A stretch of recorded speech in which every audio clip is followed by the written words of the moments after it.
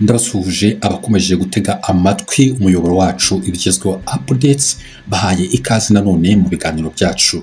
Mu Rwanda kuri ubu ngubu hari guhangwa ikiyaga gishya kizahuza umujyi wa Kigali, intara y'Amajyaruguru, intara y'Amajyepfo ndetse n'intara y'Iburengerazuba, kikaba kizuzura mu myaka 3 iri imbere, dore ko kizuzura mu mwaka wa 2028. Ibi ni byatangajwe n'umunyamabanga wa leta muri Minisiteri y'Ibikorwa Remezo, Ambasaderi Uwihanganye Jean de Dieu, aho yatangaje ko iki kiyaga kizaba gifite uburebure bwa kilometero 37, aho kuri ubu ngubu kiri hafi kuzura. Ibi umunyamabanga wa leta muri Minisiteri y'Ibikorwa Remezo, Ambasaderi Uwihanganye Jean de Dieu, yabigarutseho kuri iki cyumweru tariki 31 z'ukwezi kwa 8 2025 abinyujije ku rubuga rwa X. Ambasaderi Jean de Dieu akaba yagize ati vuba aha haruzura ikiyaga gikubye kabiri ikiyaga cya Muhazi, ni iminota 20 gusa uvuye i Nyabugogo. Urugomero rwa Nyabugogo rugeze muri kimwe cya kabiri ngo rwuzure, rukazatangira gukora mu buryo bwuzuye muri 2028, rukaba ruzatanga megawati 40.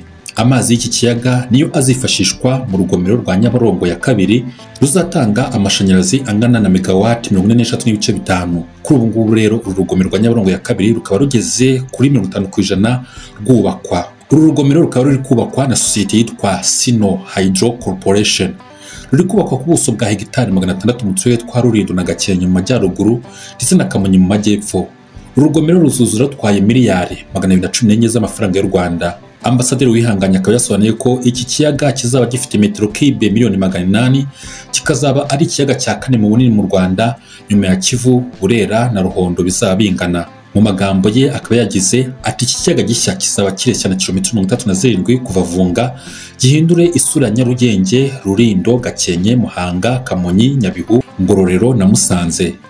Amahirwe ntagira iherezo, kuva ku bwikorezi bwo mu mazi, inyubako n'ibikorwa remezo, imikino yo mu mazi ndetse n'ibikorwa byo kuhira, byose bizahindura uburyo bw'imigenderanire hagati ya Kigali, Amajyaruguru, Amajyepfo, Iburengerazuba n'ahandi.